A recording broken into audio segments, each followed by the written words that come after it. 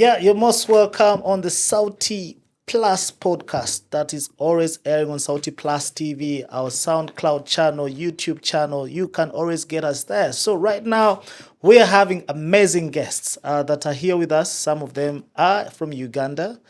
Others are from our neighboring sisters and brothers, that is Kenya.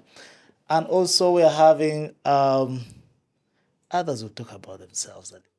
But the most amazing part is that they have the beautiful smiles ever. As you're watching us, as you're hearing us, we're here to talk about something very beautiful. But before we start our conversations, I would let everyone introduce themselves, tell us where they're coming from, tell us the most interesting thing about themselves and what they have loved about our country, apart from Josephine. So I'll start with Basi. Oh, wow. Well, thank you so much for having us here today. My name is Bassi Nyambi. I'm the Director of Global Partnerships and Engagement with Planned Parenthood Global, based between New York and London, but currently mainly based in London. And I'm originally from Nigeria.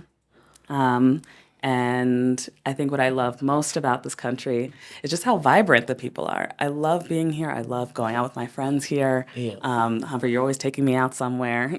and, and I just love how vibrant it is and the energy. I'm always talking with my colleagues in Kenya. They're very jealous of how much I love you guys. Absolutely.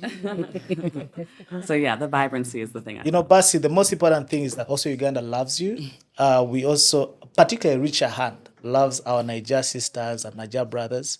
Recently, we had actually five Nigerian brothers, that attended, we went to schools together. They did activations of BNN. And also, so that's how much we love your origin. But also we love London and New York. So next is Daisy. Thank you, Humphrey. My name is Daisy Tuzo. I'm the Associate Director for Youth Engagement at Planned Parenthood Global, and I'm from Kenya. So, what I like about Uganda is the fight between Kenya and Uganda as far as Migingo Island goes. Yeah. We still believe you can have the island and we can keep the fish.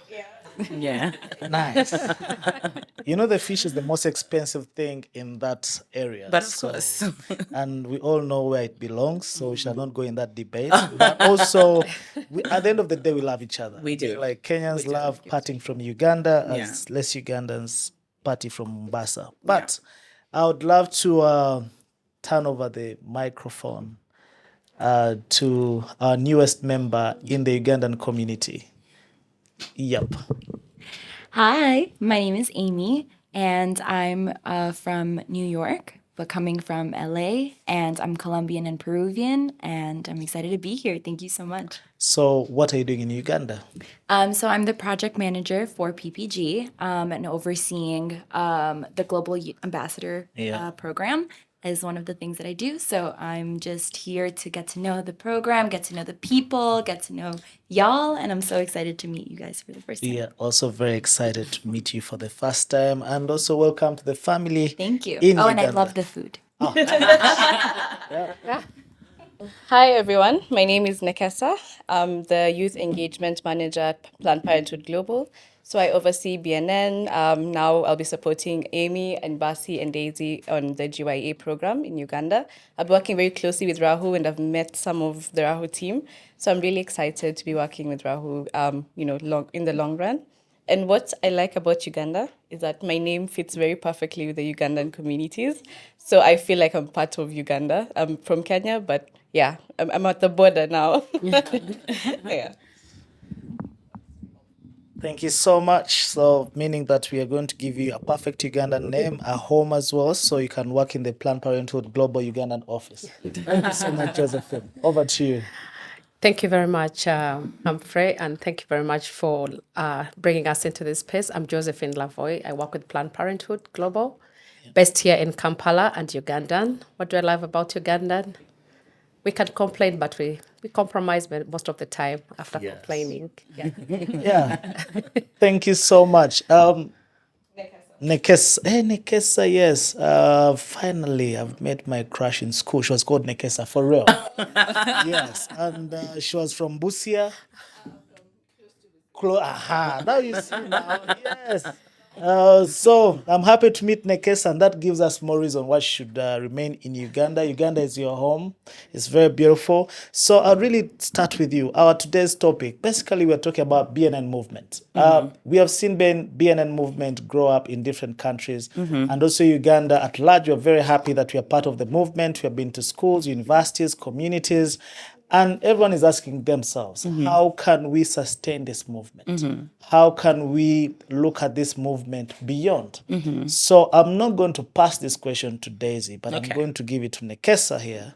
For someone out there wondering what the BNN movement stroke community, what would you really tell them? Because that's the question that we surface every day. What is BNN? Yeah. Great. Thank you for the hotspot. BNN is a community of young people who are looking to put their voices out there about what matters to them.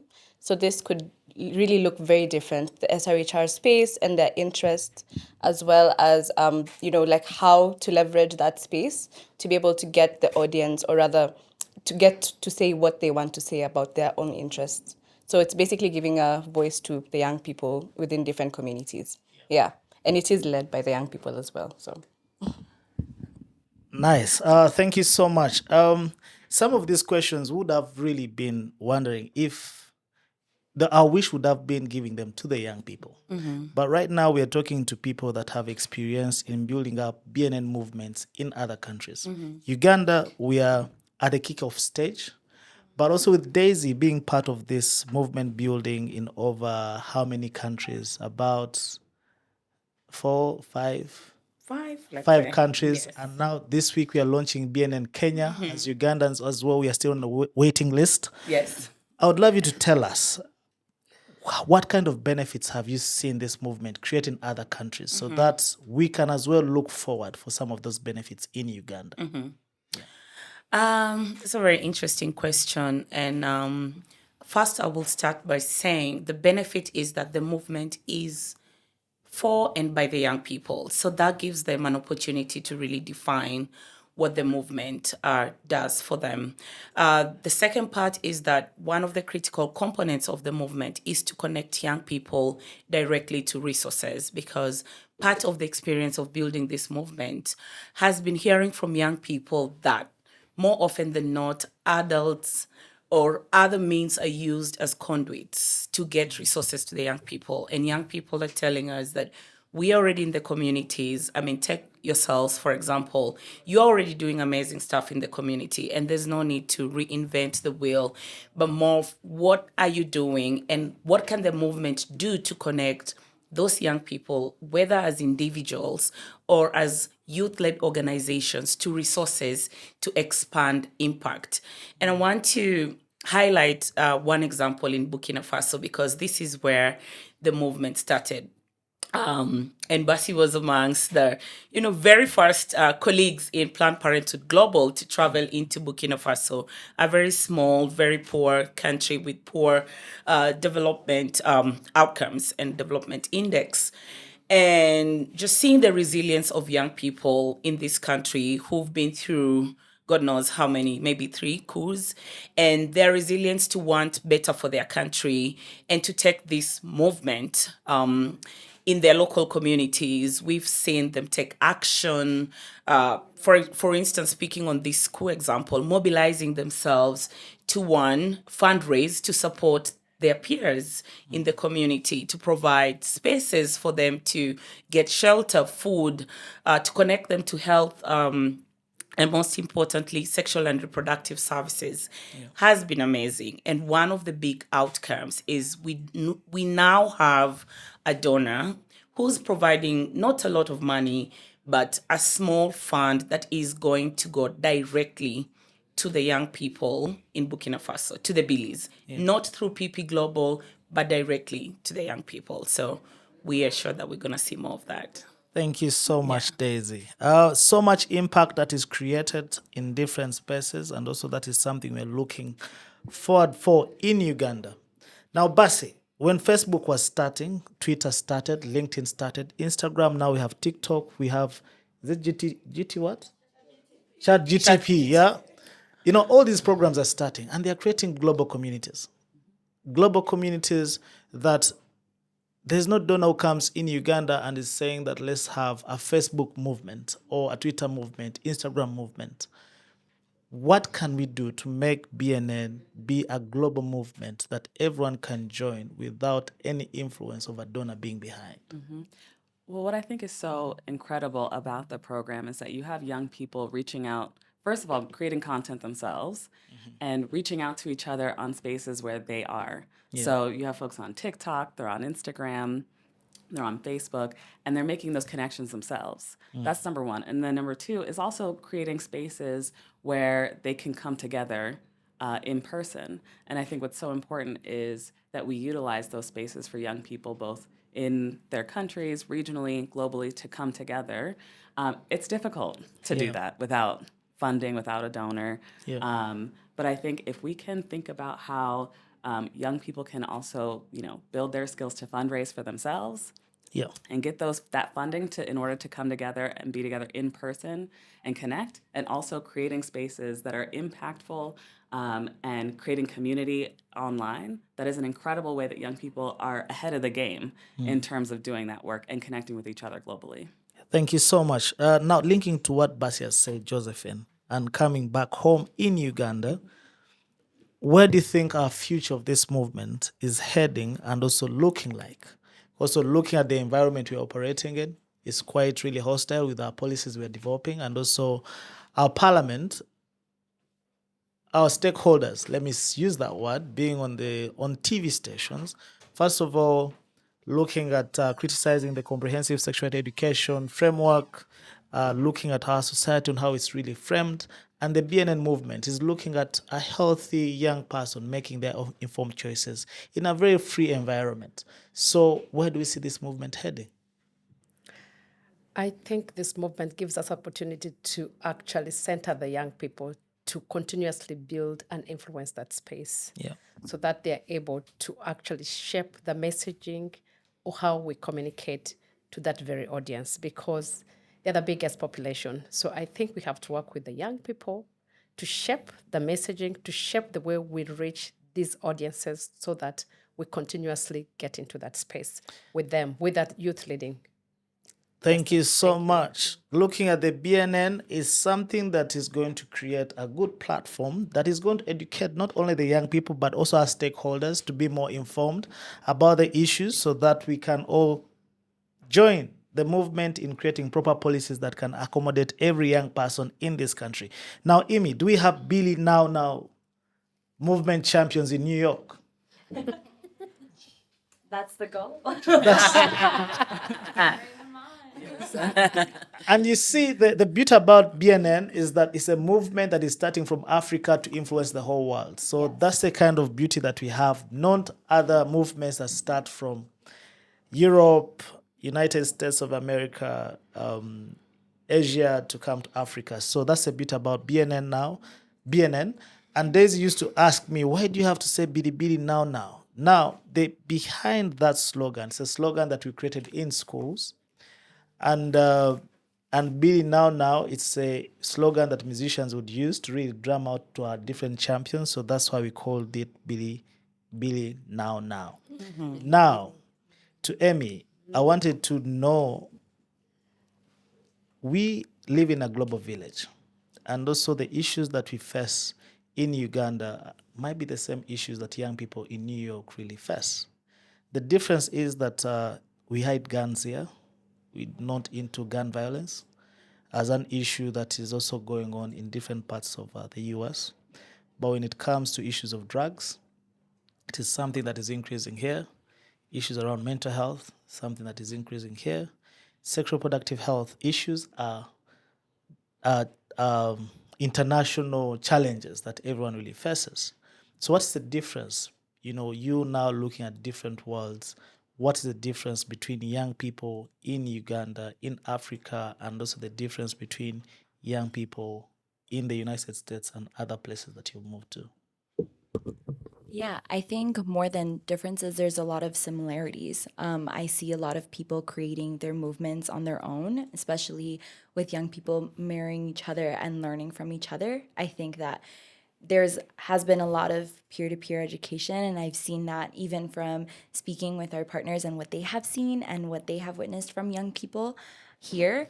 And I believe that, in other parts of the world, such as where I come from, like in New York or in LA, like we do see a lot of information being spread out, but also misinformation being spread out. And I think that's also like another similarity that, that we have expressed in groups here. So I think it's about finding those similarities and also reflecting on the differences that we can help each other out. Okay, thank you so much. Bas, you have seen like pop culture grow up, hip hop culture. I'm not that old. Calm down. Yeah, at least you know about Tupac, Yes, of course. Yeah. B.I.G., Fela Kuti. Yes, yes. Yeah. I had Bella's album from when I was growing up. That was my parents' album, though. That wasn't me. Yeah, but I mean, your parents were really much inspired by Fela Kuti's movement, and he did it through music. We have seen most cultures that have, developed through the arts and creative industry, and those are some of the movements that we've had. Now we have had we have the BNN that is also driven by culture, by art, by young people. Now how can we sustain the BNN movement to be more similar, like those movements? In Uganda, luckily enough, we don't have sounding movements like how the BNN now is now coming up. Most movements we are having are political movements that people belong to. That's why when we see Daisy putting on yellow, we're like, okay, what's happening? So how can we have that kind of attitude? Because that kind of attitude is the one that's going to sustain and maintain the BNN now movement in Uganda. Yeah. I think something to always remember about building movements with young people is that young people are always changing. They never stay young, right? And that's how, music is. That's how art is. That's how, culture evolves. And so being willing to sort of sit in the fact that there's so much vibrancy in youth culture, which encapsulates music and art and all of those things. And then it's always evolving, it's always changing, and really trying to amplify, sort of the vibrancy and beauty in that, and also using the way that music and art can make political statements, can make cultural statements. I think is so important, and it's such an incredible way that not only Rahu, but young people in general have such a capacity for really leaning into, that I think that we can learn so much from. And we see so many other movements, feminist movements, that have really inhabited art and, being young and all of those things that we can learn from around the world. Yeah. Thank you so much. Daisy, is BNN misleading us as young people? Or is leading us in the right direction? And how? I would say it's leading us because we have an opportunity to learn from young people, just attributing to what Basia said, young people's creativity, innovation, thought leadership, because for a long time, as far as movements are concerned, one is that they were not formed and led by young people. Young people were told, here is a movement, come and be part of this movement. This is objective of the movement. Whereas with Billy Now, we are not asking young people to do that, but we are embracing what young people are already doing in their different movements, be it climate, be it entrepreneurship, be it, arts, fashion, and saying, how can you utilize, or how can we support and work in partnership with you? How do we back these brave young people to grow the impact of what they're already doing in their communities? And so I see it more of an investment for organizations such as ourselves and partners and donors to put or to continue to grow that investment, and as an opportunity for all these groups to learn from young people in terms of how to build impactful movements. Thank you so much, Daisy. Super amazing by your inputs. And that leads me to Josephine. Humphrey at 75 as a president of Uganda. Am I a BNN champion? Very interesting question. Given the context, probably now I'll go to the context. We know the context. The president would like to be young. Yes. So how do we find him where he is to be a movement, to be a Billy, Yeah.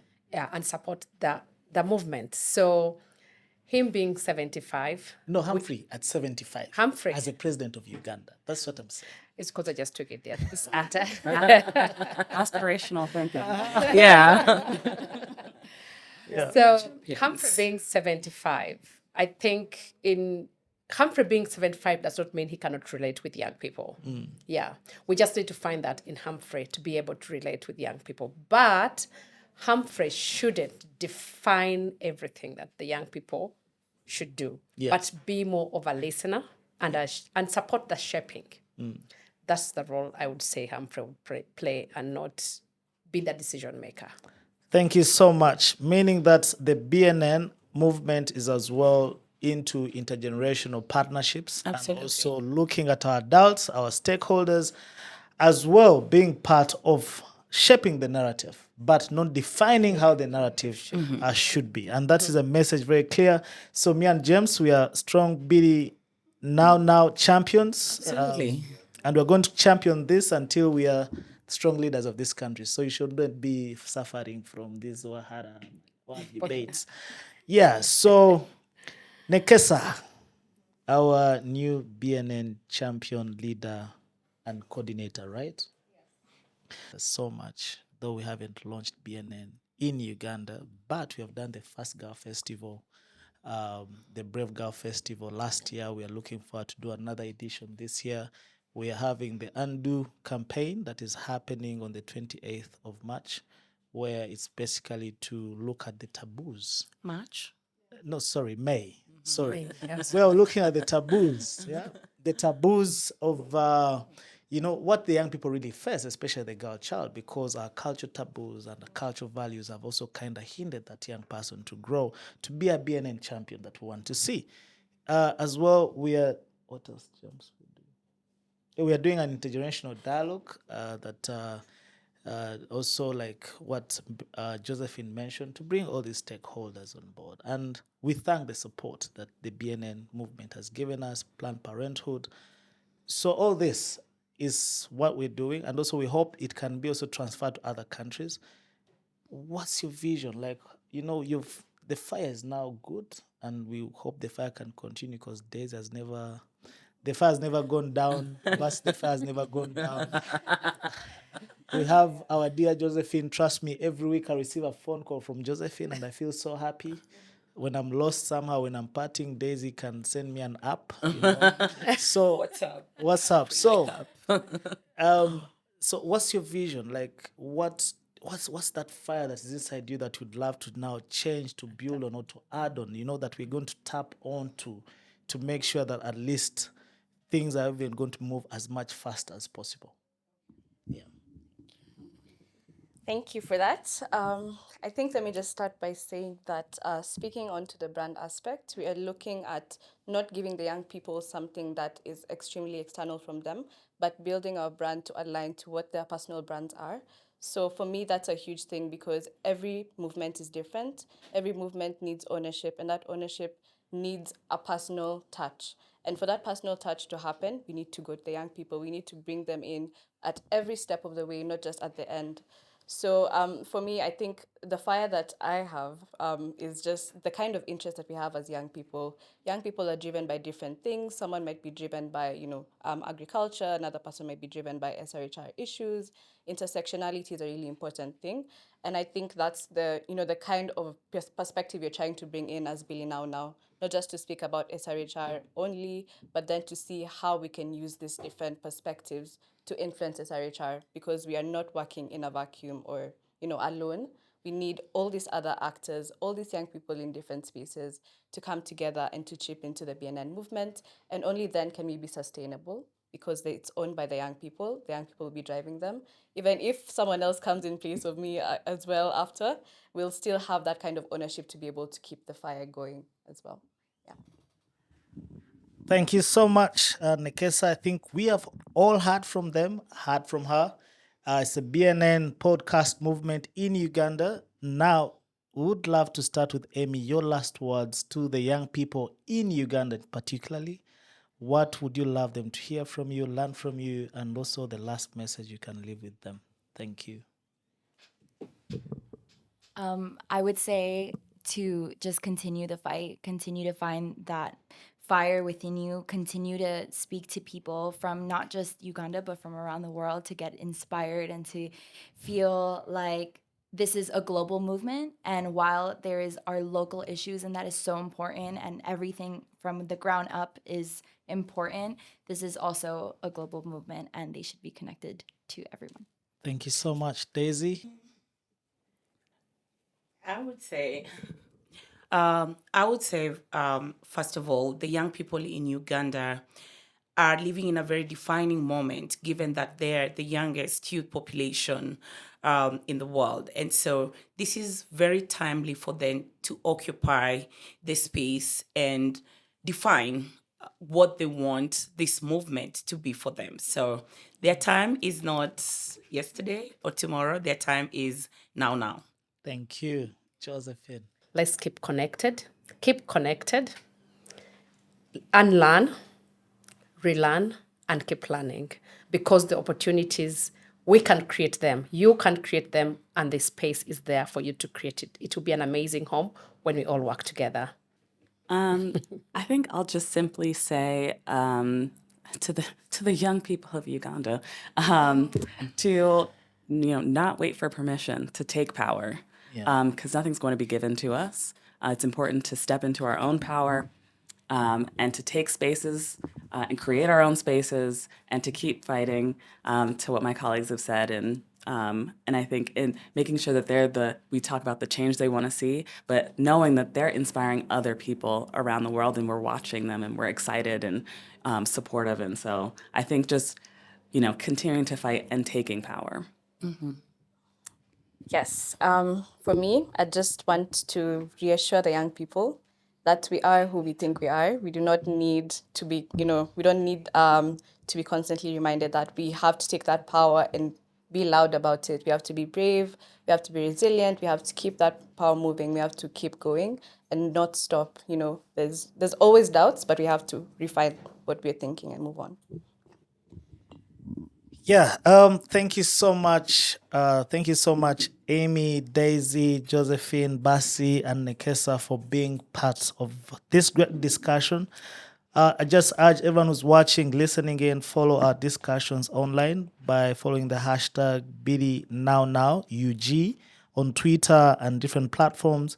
As well, you can comment, you can share your views, you can share your comments, and we shall be addressing them in our another Bill Now podcast that we shall be holding in the next edition. So keep with us. Thank you, guys. And it's been your host, Humphrey Nabimanya, on Sauti Podcast. Keep it locked. Kansanga. Wonderful.